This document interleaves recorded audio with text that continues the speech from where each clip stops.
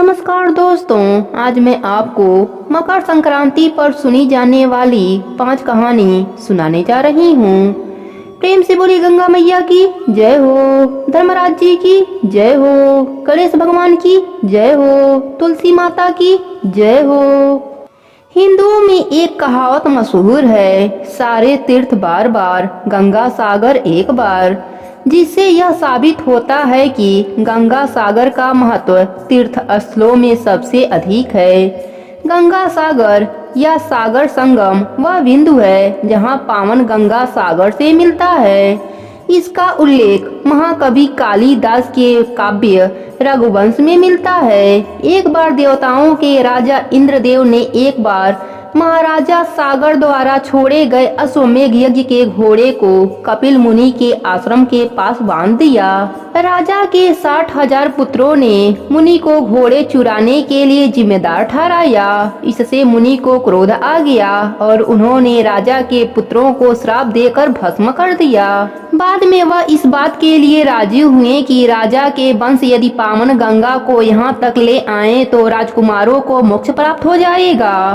कई पीढ़ियों के बाद इसी वंश के राजा भागीरथ ने अपने तपोबल से गंगा से यह आश्वासन प्राप्त किया कि वह सागर द्वीप पर जाएंगे, लेकिन वह जब स्वर्गलोक से मृतलोक पर आए तो उनकी वेगवती धारा को नियंत्रित करने के लिए कोई वहां उपस्थित हो।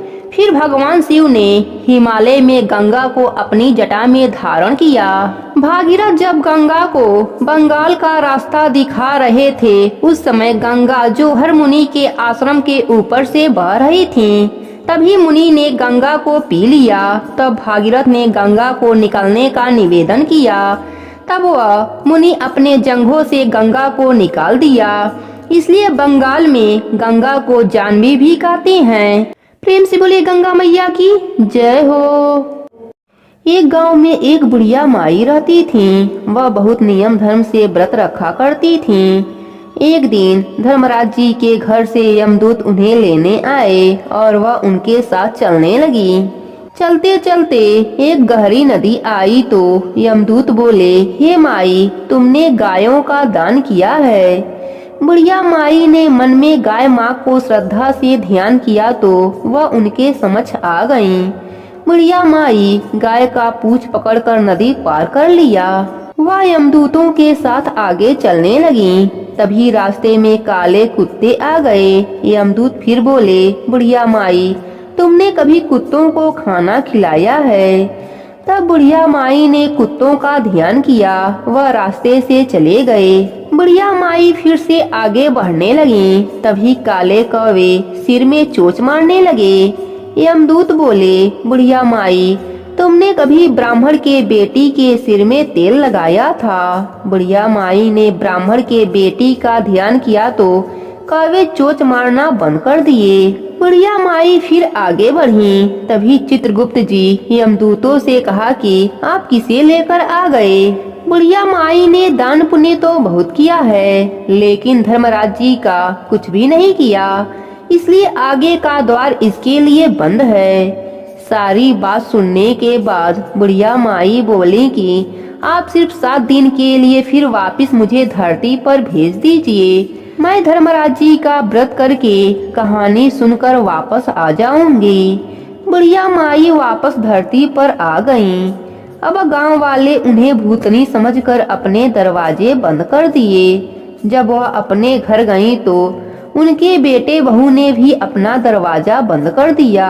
बुढ़िया माई ने कहा, मैं भूतनी नहीं हूँ, मैं तो धर्मराज जी की आज्ञा से धरती पर 7 दिन के लिए वापस आई हूँ। मैं इन 7 दिनों में धर्मराज जी का व्रत करके उनकी कहानी सुनूंगी, जिससे मुझे परलोक में जगह मिलेगा। बुढ़िया माई का बात सुनकर उनके बेटे बहू ने सारी पूजा सामग्री एकत्रित कर दी। लेकिन जब बुढ़िया माई कहानी कहती तब कोई भी हुंकारा नहीं भरता। फिर वह बुढ़िया माई पड़ोसन को कहानी सुनाती हैं और वह कहानी सुनकर हुंकारा भरती है। 7 दिन के पूजा व्रत और उद्यापन के बाद जब धर्मराज जी ने बुढ़िया को लेने के लिए विमान भेजते हैं तो स्वर्ग का विमान देखकर उनके बेटे बहू साथ ही सारे गांव वाले भी साथ जाने के लिए तैयार हो जाते हैं। बुढ़िया माई ने कहा कि तुम कहाँ तैयार हो रहे हो? मेरी कहानी तो केवल पड़ोसन सुनी है, उसी ने हुंकारा भरा है, इसलिए वही साथ जाएगी। सभी गांव वाले बुढ़िया माई से धर्मराज जी की कहानी सुनने का विनती करते हैं। बुढ़िया माई उन्हें कहानी सुनाती है। कहानी सुनने के बाद सारे ग्रामवासी विमान में बैठकर स्वर्गलोक को जाते हैं। सबको देखकर धर्मराज जी कहते हैं, मैं तो विमान सिर्फ बुढ़िया के लिए भेजा था। बुढ़िया माई कहती हैं, हे धर्मराज जी, मेरा जो भी पुण्य है उनमें से आधा गांव वालों को दे दीजिए। इस प्रकार धर्मराज जी सबको स्वर्गलोक में जगह दे देते हैं। हे धर्मराज जी, जैसे आपने बुढ़िया को और गांव वालों को स्वर्गलोक में जगह दिया, उसी तरह कहानी कहने वाले को, सुनने वाले को और हुंकारा भरने वालों को भी देना। कहानी अधूरी हो तो पूरी करना, पूरी हो तो मान रखना। प्रेम से बोली धर्मराज जी की जय हो। एक समय की बात है, एक गांव में एक बुढ़िया माई रहती थी। वह नित्य नदी पर स्नान करती और तुलसी जी को सींचती। तुलसी माता से कहती, तुलसी माता सबकी दाता, मैं बिरला सींचू तू कर निस्तार मेरा।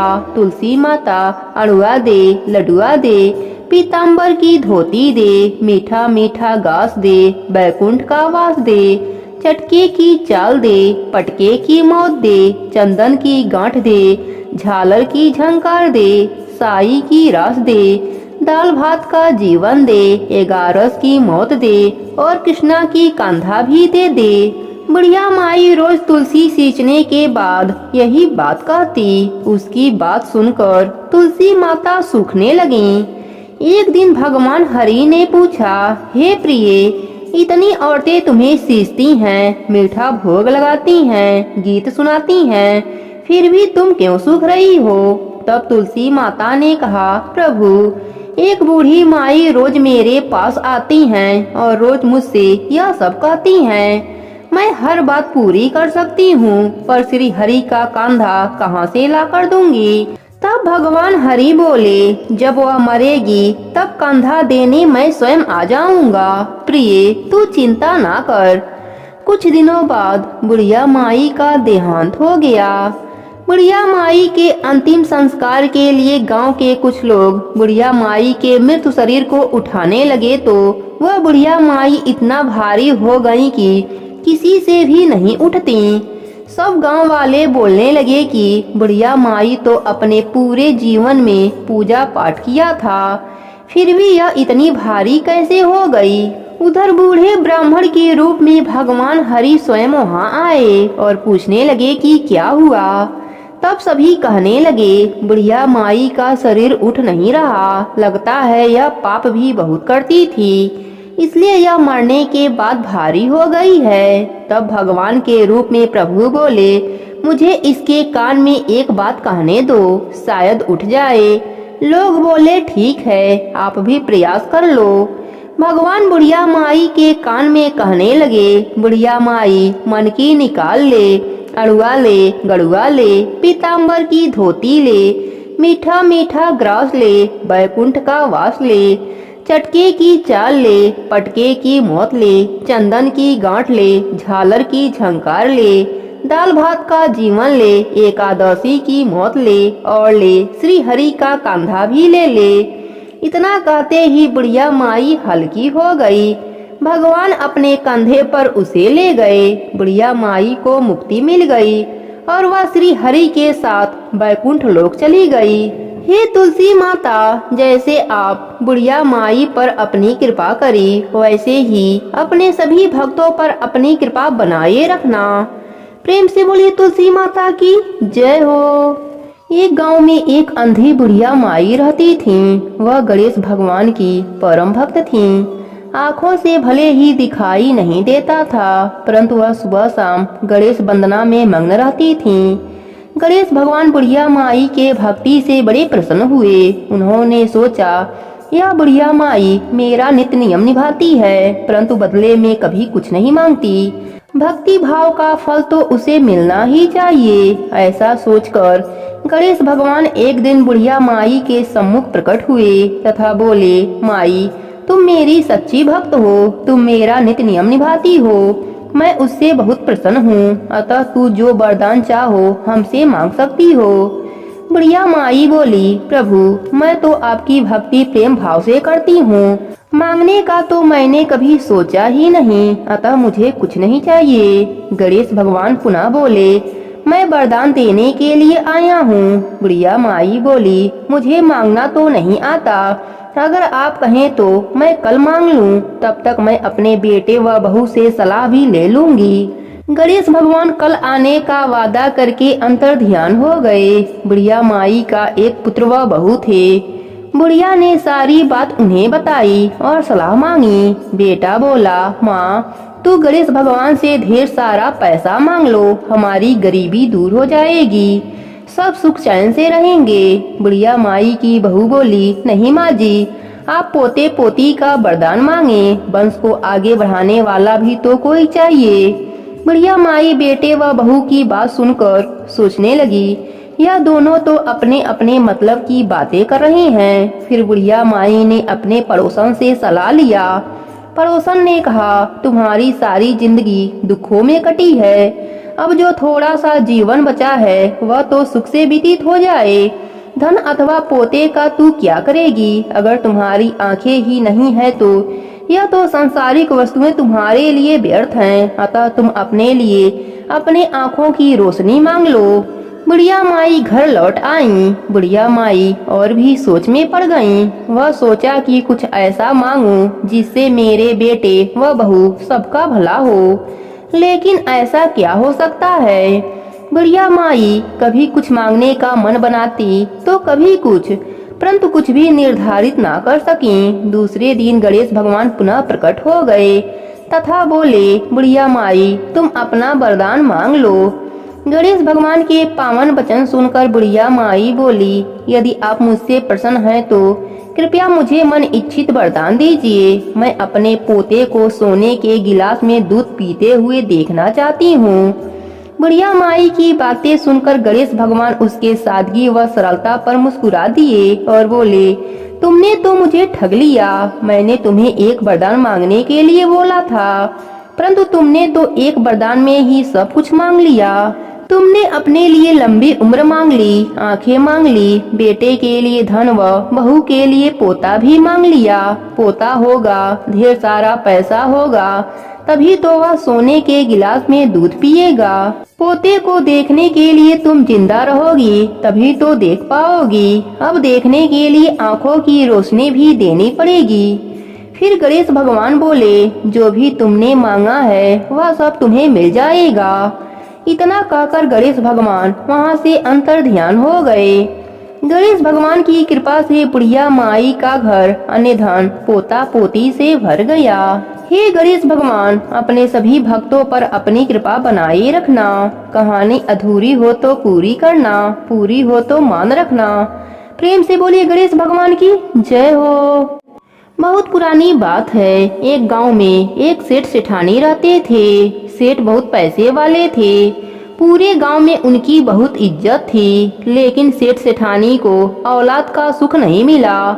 शादी के 30 वर्ष बीत चुके थे। उनके धन का कोई उत्तराधिकारी नहीं था। सेठानी ने एक बार सोचा कि हमारे पास इतना धन दौलत है, लेकिन कोई उत्तराधिकारी नहीं।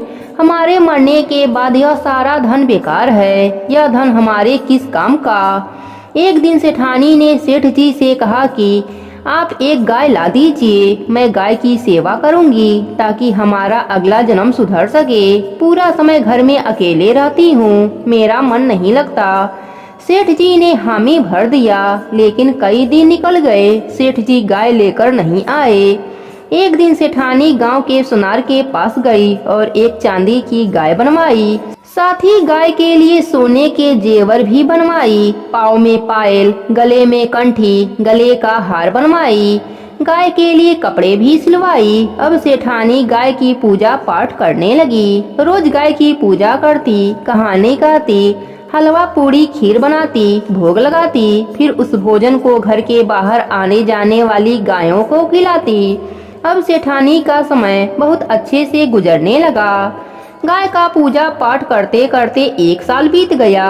एक दिन सेठानी ने सेठ जी से कहा, मुझे गाय माता का उद्यापन कराना है। आप किसी योग्य ब्राह्मण को खाना खाने के लिए बोलकर आइए। तब सेठ जी गांव के ही एक पंडित जी के पास गए और बोले, पंडित जी, कल आप मेरे घर खाना खाने पधारिएगा। मेरी पत्नी गाय का उद्यापन करेगी। पंडित जी ने उस समय हामी भर दिया। पंडित जी मन ही मन सोचने लगे कि गाय के उद्यापन में मुझे गाय भी मिलेगी, मैं उसकी कैसे देखभाल करूंगा। मेरे पास तो खुद रहने के लिए एक छोटी सी झोपड़ी है। मैं अपने बच्चे को ढंग से खाना नहीं खिला पाता, मैं गाय को कहाँ से खिलाऊंगा। मन ही मन पंडित जी ने सोच लिया कि मैं सेठ जी के यहाँ खाना खाने नहीं जाऊंगा। इधर सेठानी ने गाय के उद्यापन के लिए 2 तांबे के बड़े बड़े ड्रम खरीदे। एक में पानी भरा, एक में सूखा गेहूं का दरिया भरा। एक बोरी गुड़ खरीदा ताकि वह गाय के नाम से पंडित जी को दान में दे सके। फिर पंडित जी के लिए कई तरह के खाने के लिए व्यंजन बनवाई। सुबह से दोपहर हो गई, लेकिन पंडित जी खाना खाने नहीं आए। तब सेठानी ने सेठ जी से पूछा कि आपने पंडित जी को खाने पर कहा भी था या नहीं। सुबह से दोपहर हो गया, पंडित जी खाना खाने क्यों नहीं आए। सेठ जी ने कहा, बहुत अच्छे से बोलकर आया था। सेठ जी ने अपने नौकर को पंडित जी के घर भेजा। नौकर पंडित जी के घर गया और बोला, पंडित जी, आप सेठ जी के यहाँ क्यों नहीं आए? आप अपना नुकसान क्यों कर रहे हैं? हमारी सेठानी जी आपको देने के लिए चांदी की गाय बनवाई है, साथ ही बहुत सारा धन भी देगी। यह बात सुनते ही पंडित जी मन ही मन बहुत खुश हुए। वह तुरंत तैयार होकर नौकर के साथ सेठ जी के घर पहुँच गए। सेठानी ने पंडित जी का खूब आदर सत्कार किया। पंडित जी को खूब सारे धन मिले। पंडित जी बहुत खुश हुए। पंडित जी सेठानी को खूब आशीर्वाद दिया। कुछ समय बाद एक ही दिन सेठ सेठानी की मृत्यु हो गई। जब यम मार्ग से बैतरणी नदी आई तो सेठानी ने आंखें बंद करके गाय माता का ध्यान किया। उसी समय उनके सामने गाय आ गई। सेठानी ने सेठ जी से कहा कि आप गाय माता की पूंछ पकड़ लीजिए, हमें बैतरणी नदी पार करनी है। दोनों सेठ सेठानी गाय माता की पूंछ पकड़ लिए। दोनों बड़े ही आराम से बैतरणी नदी पार कर लिया। नदी पार करने के बाद सेठ जी ने अपने पत्नी से कहा, अरे सेठानी, यह क्या चमत्कार हुआ, तुमने कब गाय दान करी? तब सेठानी सेठ जी को पूरी बात बताई कि हमारे धन का कोई उत्तराधिकारी नहीं था, तो मैंने चांदी की गाय पूरे साल भर पूजा करके गाय के उद्यापन में वह चांदी की गाय और बहुत सारे धन दान में दिया था। यह उसी का फल है कि आज हमने बैतरणी नदी बड़े ही आराम से पार कर लिया है। जो भी मनुष्य अपने जीवन काल में ऐसा करता है, मरने पर उन्हें यम मार्ग के दुख नहीं देखने पड़ते। इस कहानी का फल सबको मिले। कहानी कहने वाले को, सुनने वाले को और हुंकारा भरने वाले को भी। प्रेम से बोलिए गाय माता की जय हो।